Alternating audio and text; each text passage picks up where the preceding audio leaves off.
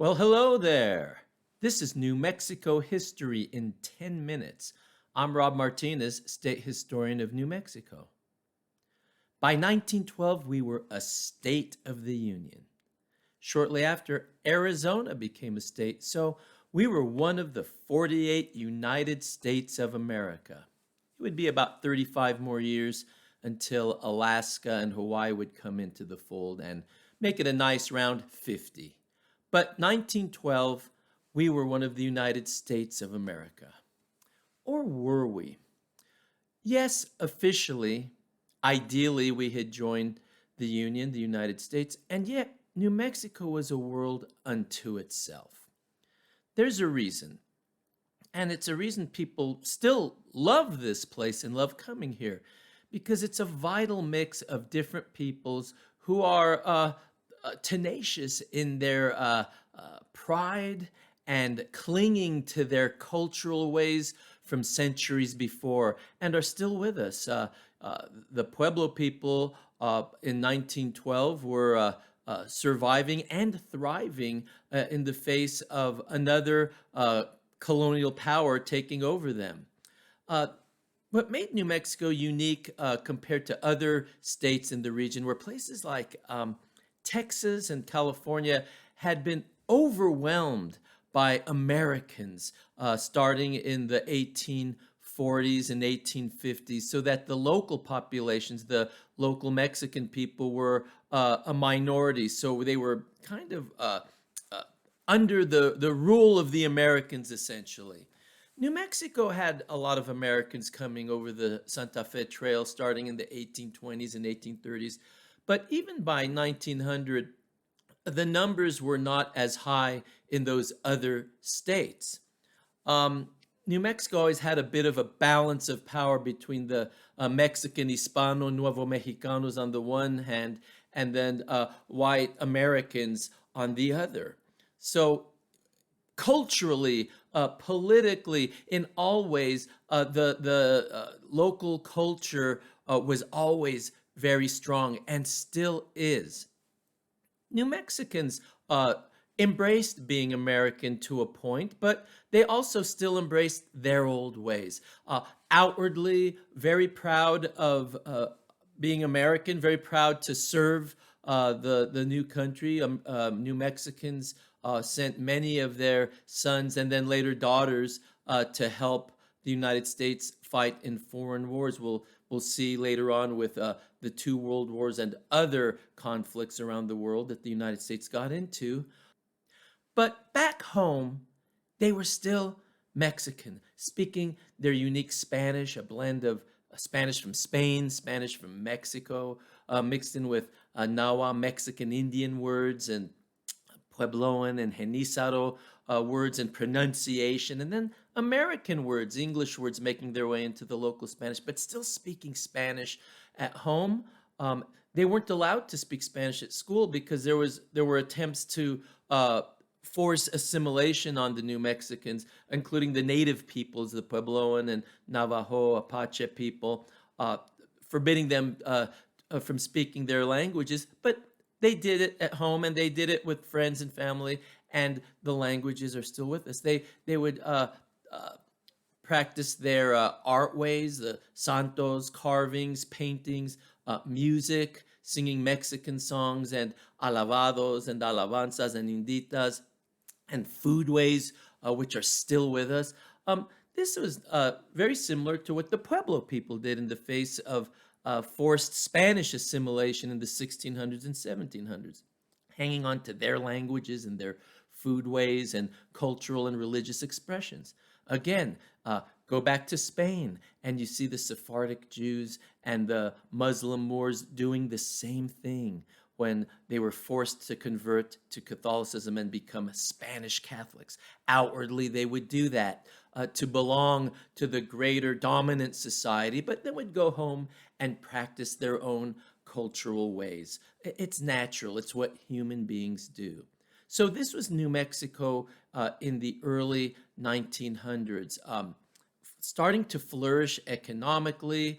The populations are also starting to mix. It wasn't all that separate. Sometimes we think that there's white Americans on one side and Hispanic New Mexicans on the other. There was a lot of blending going on even in the 1800s and continuing into the 1900s. So by the time we get to, say, 1915 to 1920, what we start to see is a movement with women in New Mexico to start to fight for the vote. The New Mexicans were granted citizenship in the mid 1800s. No tests were required. They didn't have to learn English. They were just given amnesty and granted citizenship and voting power eventually with statehood. But the women still didn't have the vote. And in New Mexico, this was a slow going process for a lot of reasons. The Catholic Church had a big influence in New Mexico since the 1600s and was slow to accept women's rights at certain levels, such as supporting, in New Mexico, supporting women's voting rights. But there were women in the Protestant churches that were coming to New Mexico in the 1800s and into the 1900s that were very influential in trying to get not just Protestant women to vote, but Catholic women as well. Nina Otero Warren, Adelina Otero was from the area around Los Lunas. Her family were wealthy in that area and also very strong politically. Her father and a grandfather before her were politicos, very much involved in the local government and the local economy.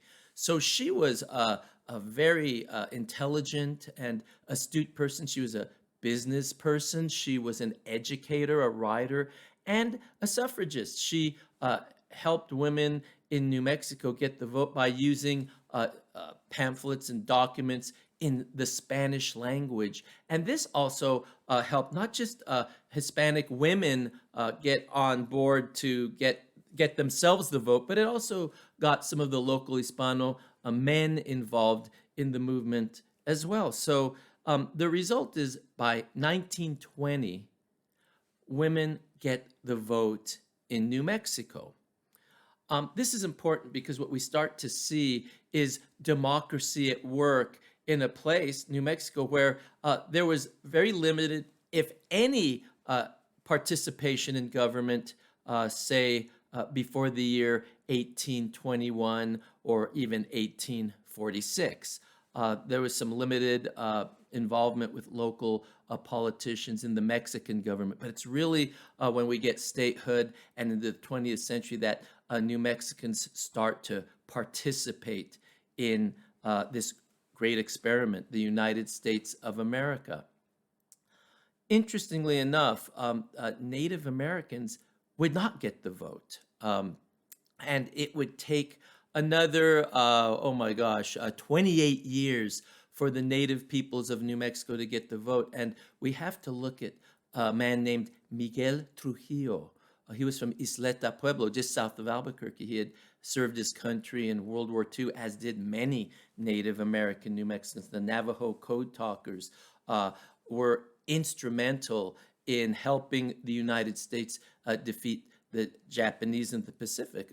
The Japanese could crack our code if we had a secret code in English or in any other European language, but Diné, the language of the Navajo, was a secret weapon that the United States could use and used to defeat the Japanese. And it's quite interesting because they were not allowed, the Navajo, to speak their native language in their schools, but by the 1940s, what was considered a negative on the part of the Americans all of a sudden became a real positive. So these folks, the Navajo, were serving the United States. So were the Apaches and the Pueblo people. Yet they did not have representation or the vote in the government that they were helping to protect and fight for. So Miguel Trujillo sued the federal government in 1948 and finally got the vote for the Native American people of New Mexico. So these are some of the strands of history that are starting to tie New Mexico up into being one of the 50 United States of the USA. Stay tuned. I'll be talking about New Mexico in the world wars and our role in the space age. Take it easy. Hasta pronto. Bye.